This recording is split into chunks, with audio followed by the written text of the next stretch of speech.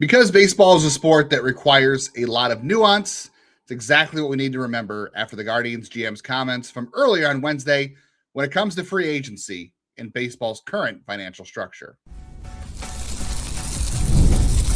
Tanner Bobby of the Guardians, and you're listening to Locked On Guardians. You are Locked On Guardians, your daily podcast on the Cleveland Guardians. Part of the Locked On Podcast Network, your team every day. Welcome on in, Guardians fans, to another episode of Locked On Guardians. Thanks for choosing to spend a half hour of your day with us talking about your favorite team, your Cleveland Guardians, every single day. Part of Locked On Podcast Network, covering your Guardians from the majors, the minors, the draft, and everything in between. We'll have a little bit of all of that on today's show. And thank you for making us your first listen today and every day, wherever it is that you get podcast. Welcome back to all the everydayers. Everybody who may be joining for the first time, or if somewhere in between, you're a casual listener, we appreciate you all. We love talking Guardians baseball with all of you. If you are new here, I am Justin Lada, one of your two co-hosts. I've been part of the show for the last 4 years and counting, and I've also spent 19 years covering the Guardians minor league farm system as a prospect editor and writer. So we'll get right to it today. There's a lot to cover, believe it or not, even though we haven't had any official games. There certainly was a lot of things to talk about with the Guardians on Wednesday. So later in today's show, I'm going to tell you why I think Travis Bazzana is going to have a breakout year and make a lot of people regret their comments and evaluations on him. In a little bit, we'll talk about why the illusion of parity in MLB isn't as good as people make it out to be. But first up today, we're going to find some nuance to the comments from Mike Chernoff from Wednesday's interview about not competing for free agents. So obviously there was a firestorm all over social media on Wednesday from one of Mike Chernoff's appearances on, I believe it's Foul Territory. I saw it going everywhere. I listened. And there's, again, a lot of things too. We always caution to say, like, remember, pay attention to what they do, not what they say. Judge them by what they do, not what they say too, because you know, words are just words. And I know everybody got worked up about some of those words too. But I also think it's fair to say there's a lot of nuance to what he said too. And I think that's the important thing we need to remember in today's day and age on social media, clipped videos, and any kind of sound bites, all that kind of stuff. I think we need to remember that there's always a middle ground, or there's always something in the gray, right? And multiple things can be true at once. I want people to remember that as well. Not that you have to change your opinion based on what I say or what I think. You're free to form your own opinion and think what you want. I'm not here to tell you you're wrong or tell you how to think. I'm just telling you how I perceive it and how I'm taking it away. And maybe you'll reconsider something, or maybe you'll agree or disagree. It doesn't matter. That's what makes this fun is we talk about the Guardians and we can have different points of view. It doesn't matter. We can enjoy it and enjoy it differently. So Mike Chernoff said that basically they can't sign top-tier free agents. They have to do it differently with scouting and developing. Not really shocking comments. I mean, nothing really out of the ordinary. That's not a something unusual for the Guardians to be known for, or to say. That is the truth, the reality of how they've been operating for since the 90s, right? Even the 90s, scouting and developing. I mean, that whole core in the 90s was pretty much homegrown. Like, they traded for Sandy Alomar and they traded for Kenny Lofton and Carlos Baerga, but Bell, Ramirez, Tomey were all homegrown, and they traded for Vizquel, and the finishing pieces were, again, free agents like Eddie Murray and Oral Hershiser. I mean, even Charles Nagy, homegrown, right? So not really a shock. And I know we probably consider Eddie Murray and those guys top-tier free agents, but baseball had a very different financial landscape back then. Cleveland and the stadium situation had a very different financial landscape. And I don't say any of this to excuse any kind of billionaires or millionaires or how things are done with ownership. That has no bearing on this. I think those are simply facts that are personally undeniable. I mean, the financial part of it all. Not to excuse or carry water for anything. I'm just literally stating facts to set this up.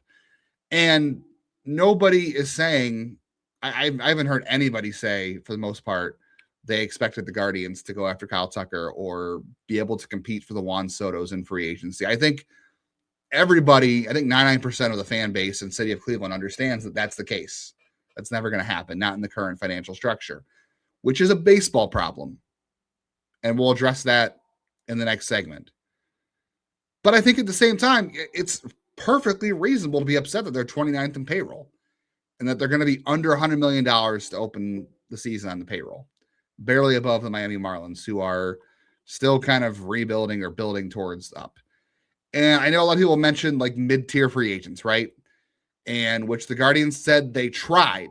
And again, we go back to paying attention and judge what they do, not words. Words without actions don't mean a whole lot.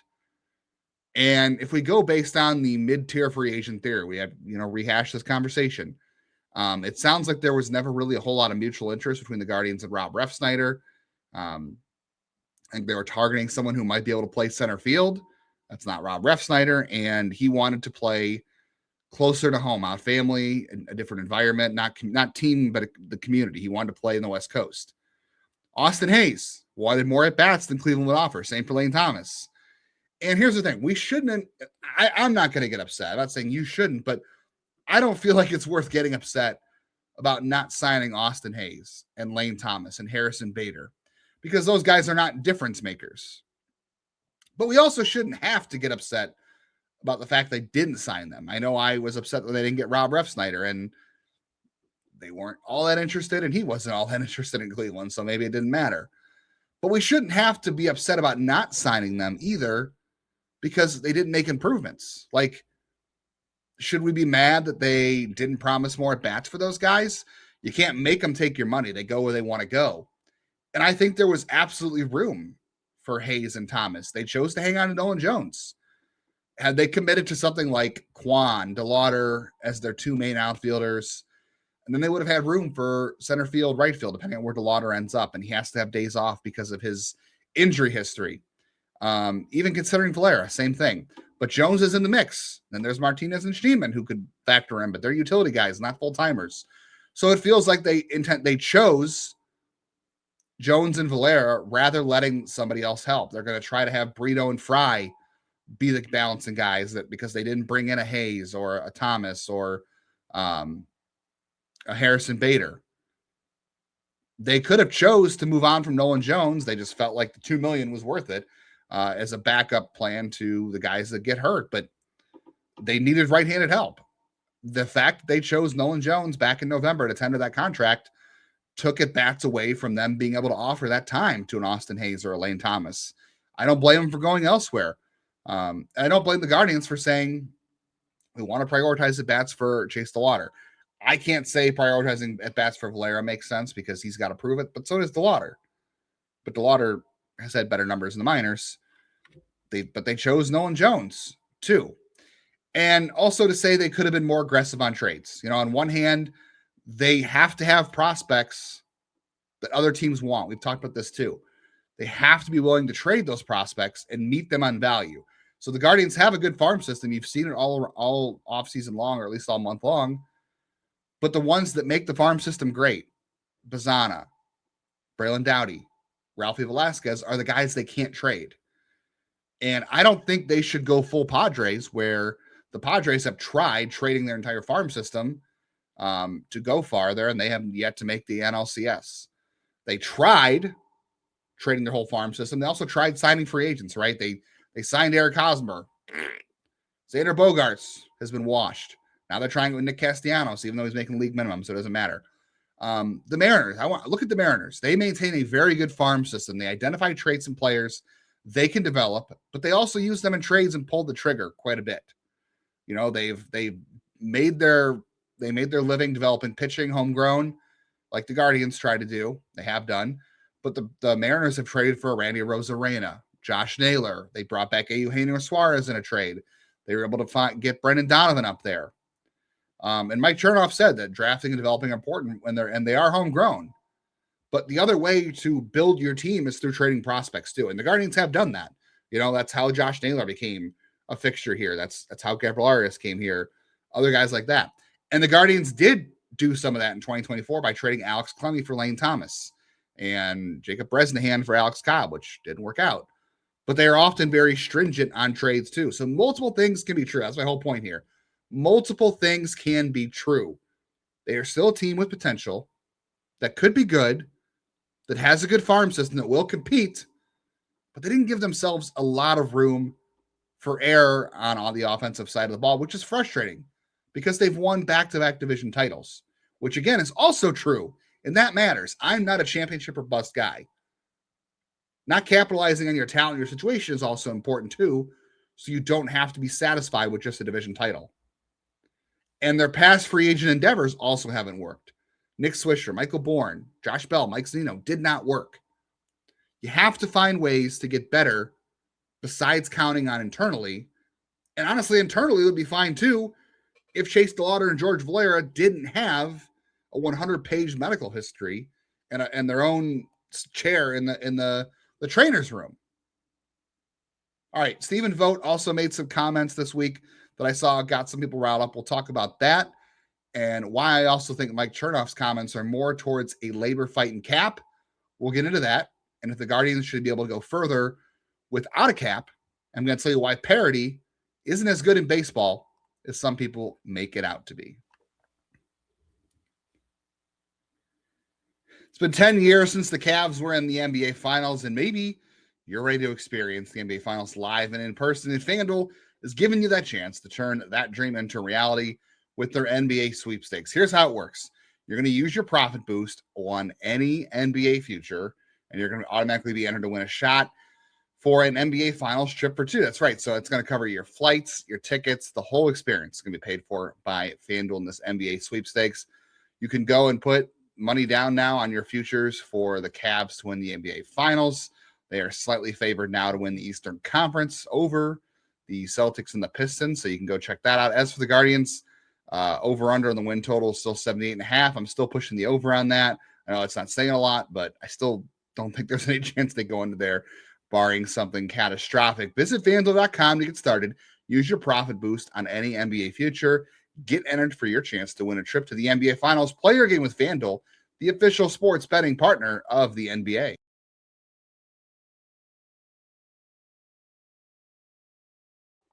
Baseball is back officially, especially this weekend, and you can lock in by joining the Everydayer Club. That's going to get you ad-free episodes of the show for Locked On Guardians and access to the group chat on Discord. So for the next week, you can use the code SPRING, all capital letters, SPRING, to get a free month of the Everydayer Club. Hang out with us in Discord, talk about the day's top stories, questions. We'll have game chatter when that goes on as well. And it's not just us, it's all the Locked On hosts from every show and sport you can think of. LockedOnGuardians.supercast.com, or check the link in the show notes and use that code SPRING for a free month of the Everydayer Club. All right, let's get back to it. So the other comment Stephen Vogt made was the messaging to the team as full squad workouts opened up. And he said, we're here for one thing, to win the World Series. And I saw a lot of people laugh at that. And honestly, what is he supposed to say? You know, we're here to see us do the best we can do. Like, I don't think Stephen Vogt's into platitudes or being fake. I think he is a genuine dude. He's a player's first manager. And you have to believe in your guys. That's how it works in baseball and all sports. You know, he's not going to say publicly, well, we're here and we'll see what we can do. You know, that's even Lou Brown with that terrible team, talked about he thought they could do it, right? And giving him a big old burger. I think Stephen Vogt's comments are for the team. I don't think it's a public comment that we need to be worried about or think about or care about. Like, that's the sentiment he's supposed to have. You can't tell him to come into camp and say, all right, guys, we'll try. We'll see what happens. Okay, move on. Doesn't work like that. You got to give the guys the speech. I'm not saying you got to be fake and rah-rah, but like, I just don't think that is anything to get upset about personally, because that's just for the players. All right, let's get into parity in baseball and why it is fake. But first, I want to talk about this. Can Cleveland win more with a salary cap, or can they still do better without? I think a lot of people underestimate the system without the RSN money. I don't think it's a coincidence that so many teams have lost their RSNs through Fox, FanDuel, Bally, whatever, and all the payrolls have gone down. All the money's good on the coast, right? The Dodgers have a massive TV deal. The Red Sox, the Yankees, the Mets all have their big TV deals, their own networks. Business-wise for the Guardians, for the Nolans, maybe the biggest mistake was selling STO back to Fox. Controlling their own TV rights right now would have been better. They would have had more money. Now, maybe that would have collapsed anyway, but owning your own is a lot better. I think if the TV situation gets fixed, I like Cleveland's chances a little better in terms of weighting towards the middle a little bit, or at least out of the bottom 2 and more into the end of the top 10 or the end of the top teens. Yes, I think if there was a cap and floor, I think Cleveland would be very good. But they've won their division 6 times in 10 years. They've made 1 World Series and they've made 2 ALCS appearances. I think TV money would help fix it first. We'll see what happens. There's a lot going on right now with the labor fight and the union's new director, all that kind of stuff. But parity in baseball, there's a lot of people saying, well, there's more parity in baseball. We don't need a salary cap. But I'm not going to argue whether or not they need one or not. Like something needs to change. I think something needs to change. I don't know if it's a cap. Something's got to be fixed. Parity in baseball, though, is totally fake. I see a lot of people saying, well, baseball is the best parity of any sport. Different teams do win the World Series every year because baseball has a lot more randomness in the postseason to it. It's a longer journey. It's not just one game like the NFL playoffs. And in basketball, you have 5 players on a court at any given time. So that one great player has a bigger impact. I'm going to tell you the last couple World Series matchups and their payrolls, right? You've got the Dodgers, who were first last year. The Blue Jays were third. The Dodgers the year before were first. The Yankees were third. 2023, the Rangers were 8th. The Diamondbacks were 19th. The Diamondbacks did not win. So the 8th is actually the lowest. That's not the lowest in the last 5 years. Astros were 9th in 2022. The Phillies were 3rd. The Braves were 13th and the Astros were 7th. So 13th in the last 5 years is the lowest payroll to win the World Series. The Astros of 2017, the trash can Astros, had the 19th highest payroll and won the World Series. That's the lowest it's been. And believe it or not, Cleveland in 2017 had the 18th highest payroll at $151 million. They were ahead of the Astros. Didn't get out of the first round. The Royals in 2015, I know they're the last small market team to win the World Series. They were 11th in payroll that year. Payroll is obviously what matters. But MLB, you can't compare Major League Baseball's parity to other sports. They are so different. It is apples to oranges. There is no player on a baseball team that has as much influence over a game as a quarterback in the NFL. You can only bat 3 to 5 times a game. You can only throw between 1 and 9 innings a game. Patrick Mahomes and Josh Allen affect every play on offense. Sometimes you get Sam Darnold, right? That won the Super Bowl this year with the Seahawks. If there was a war, or if I knew about a war for the NFL, Patrick Mahomes and Josh Allen, those guys would be off the charts because they impact every single play. And let's talk about the markets they play in. Kansas City, we talked about. Buffalo doesn't even have a baseball team. In an uncapped sport, Patrick Mahomes and Josh Allen would not still be playing in Kansas City and Buffalo. Okay, would not. Good QBs don't leave for other cities in the NFL because they can get their money where they are. You don't see Pro Bowl quarterbacks change teams until they're older or, starting to get washed up or that kind of stuff. You just don't see Super Bowl winning quarterbacks change teams. And the NFL doesn't really have Juan Soto and Kyle Tucker level free agents, right? You have more of the mid-tier guys that change teams. Like Myles Garrett never got to free agency, right? They stay, and he could have been traded, but never would have been a free agent.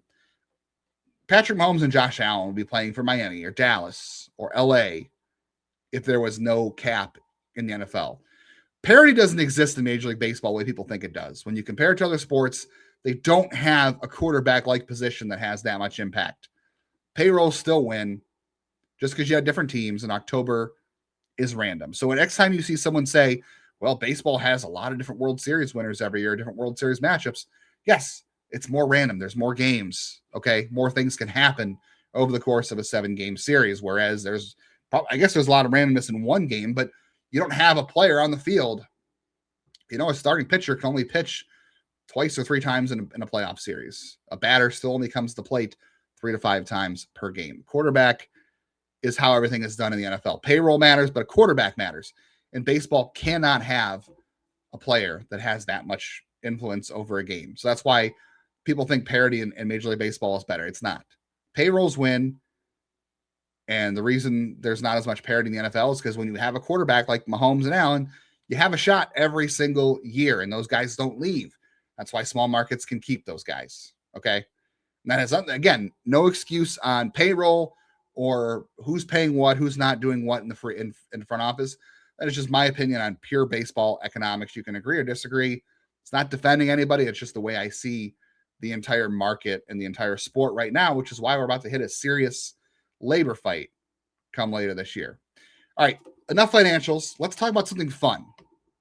I think in 2026, we're going to see a massive year from Travis Bazzana, and he'll be a big part of the team. I'm going to tell you why in just a minute.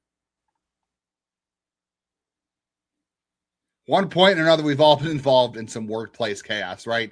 You got deadlines, your inbox is overflowing, and you got a position that is still sitting open that you got to fill. And that's when the pressure is on you, the right hire, and that is a job for sponsored jobs. Indeed Sponsored Jobs is going to help you find the right people who fit what you're looking for with skills, experience, the right location. So you're not hoping the right candidate just swipes across your post at some point. And in the minute we've been talking here so far, 27 hires have been made on Indeed for companies like yours, according to Indeed data worldwide. So if you're hiring, you want to spend less time searching, more time interviewing candidates that check all your boxes with Indeed Sponsored Jobs. That's less stress, less time, more results, cut through the chaos, and it's a job for Indeed Sponsored Jobs. Listeners of Locked On Guardians, you're going to get a $75 sponsored job credit to help get your job the premium status that it deserves at Indeed.com/podcast. Just go to Indeed.com/podcast right now and support our show, saying you heard about this Indeed on this podcast. Indeed.com/podcast. Terms and conditions apply. Need to hire? This is a job for Indeed Sponsored Job.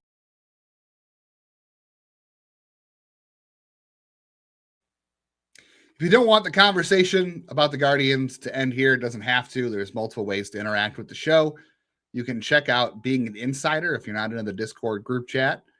We do monthly video chats with the insiders. We drop news over there, right to your phone, rumors. We ask our insiders for mailbag questions, just texting daily with the community. We really enjoy it. I love it at texting with all of them daily, and I love our monthly video chats, which we'll do again here in the month of March as games pick up. So that's over at joinsubtext.com/LockedOnGuardians to hang out. But as always, we're free everywhere you get podcasts. So hit the bell on YouTube for all the content that gets posted live every single day, the episodes, the shorts. We'll have some extended videos of things we don't get to during the show being posted at some point this year. We'll have reactions after every game. So those can all be sent to your phone if you hit the bell on YouTube, and auto download on all of the audio platforms that are available. And you can take our conversation with you wherever you go. So I said before, I think Travis Bazzana is going to have a really big year. I expect Travis Bazzana to use the World Baseball Classic as a springboard to a really big season. You know, remember Chase DeLauder had a really big camp in 2024. He wasn't even an actual invitee to Guardian spring training that year.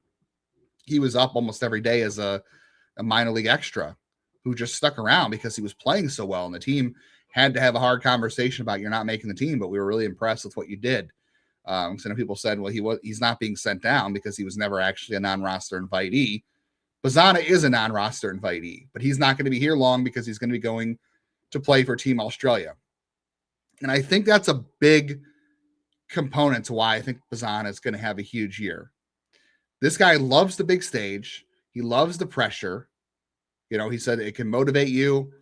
I think that's going to be a big step for him this year. It's going to help him propel into the season in a big way. I think we're going to see the real Travis Bazzana this year. You know, he doesn't use cliches. He says he does think about being called up and making his MLB debut. He's not going to lie about that. He's healthier this year. You know, last year he had a good year. You look at the numbers, you know, were they stellar, breakout, you know, make you do dancing in your basement to get him called up? No, they weren't like fantastic. Obviously, it wasn't as good as a Nick Kurtz or a JJ Weatherholt, but they were still really good for what we consider a down year for him, or not a good year. We just expected more because he's the number one overall pick, which is fair. But he also battled through 2 injuries. You know, he got injured after he had a slow start and then came back, was better again, and then also got hurt. So I think the fact that he's coming into the season and he worked on staying healthier for the whole year. I know that's, saying, how can you work on staying healthier? Why hasn't Chase the Lauder done that? He worked in the offseason on the right things. I think he talked about being more available, staying fresh, maintaining core strength, and working on the mobility. We can talk about, Jason Kipnis over the years worked on strength and he worked on flexibility. But I do think Bazzana works on the right things. And that's, to me, also representative. If you've seen the video floating around of him at Driveline this offseason, working on his bat speed in one of his clips from Driveline. And again, this is just one video, and these things in a controlled environment are very different. So I'm not going to sit here and say, well, this is definitely what matters, but I think it does have some weight to it. He had a 78-mile-an-hour swing in his bat speed in one of those Driveline cuts. For reference, O'Neal Cruz of the Pirates last year, who's got some of the best bat speed ever, led baseball with a 78.5 average bat speed. So that's the average swing for O'Neal Cruz. That's huge bat speed. That was Bazzana's top end. So I'm not saying he's going to be a top end exit velocity guy, but Cal Raleigh, let's look at his real quick. Bat speed for him, 75.2 on average, which was 89th percentile.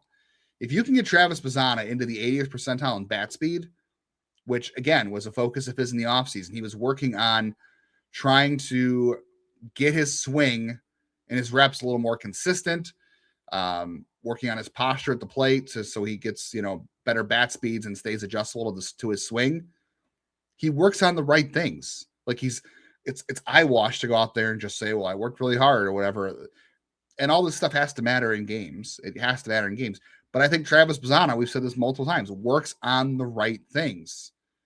So, he went out and worked physically to, again, core strength, not have to have those oblique issues, and the mobility and staying fresh and being able to recover every single day. And again, he said this too to the media in Camp Open, that pressure can push you. It's an opportunity. We have a chance to impact the game. And we know how much it's important to him for him to represent Australia on the big stage as well. And he's grateful to have that pressure and expectations. He's to be grateful for it. It's a different mindset. A lot of people don't have that mindset. A lot of people crumble under it. I certainly wouldn't do that well with it, but he loves it and he embraces it. And he talks about how privileged he is for it. He loves it. He talked about last year too, where he had moments where his swing clicked and freed up. And this year he wants to be more consistent where that happens, which is why he was working on the posture, why he was working on having his bat speed and being more adjustable and consistent. So I really think that this World Baseball Classic, this environment, how motivated he's going to be to do what he couldn't do last year. And again, he still had a good year last year. Like, I don't want to parrot the numbers because production doesn't really necessarily matter, but people think he had a bad year last year. The guy still had a 138 WRC plus in AAA. He had a 136 WRC plus in AA. We're still talking about an OPS of 813 at AAA or overall, 858 at Columbus. Didn't have platoon issues for the most part. The strikeouts were a little higher than he wanted because of passivity, and he still has good marks in that area. Makes enough contact, gets the ball in the air to his pull side. Like, those are all things he's still doing well. Those markers are still there. And we said he didn't have a good year. And that probably does have to do with the fact that he was the first overall pick. But like you said, the pressure, the expectations, he really loves that stuff. So I think this trip to the World Baseball Classic, I don't know how good Team Australia is going to do. I don't know their whole roster, but I do know that Travis Bazzana is their leader. And again, I still believe in his ability to work on things that matter. He doesn't just go out there and work hard. He works smart while working hard. And I think the World Baseball Classic is going to be a massive springboard for Travis Bazzana this year. I think there's no doubt in my mind, as long as he is healthy, Travis Bazzana is going to be on this team by June or no later than July, before the All-Star break, and is going to be an impact part of this team, is going to be one of those guys. I have no doubt, as long as he's healthy. I think he's going to have a big year. I think he's going to make a lot of people regret all their comments on him, all the evaluations. It's going to look more like, probably not Nick Kurtz, because Nick Kurtz was great last year, and who knows what Nick Kurtz will do this year. Jeff has talked about how he might have had his best season as a rookie, high BABIP, all that kind of stuff. I think all that stuff might ring true as much as I am the biggest Nick Kurtz supporter. Bazzana probably won't reach those rookie year Kurtz numbers, but like what JJ Weatherholt last year did in the minors, everybody was screaming for, and he might be up with the Cardinals really soon this year. I think that's where Bazzana is going to be. I think you're going to see the college production side of things start to translate to the majors for Bazzana. I think it's in there. The World Baseball Classic is going to be an important piece of that, and he's going to get a lot of time early in camp before he leaves. We're going to see that too. It's going to get everyone really excited, and I think he's going to prove a lot of people wrong, or at least make a lot of the comments seem silly. Let me know what you think, how excited you are for Travis Bazzana. Let me know in the comments what you think about what I said about parity in baseball, and feel free to sound off and let us know what you think about Mike Chernoff's comments too.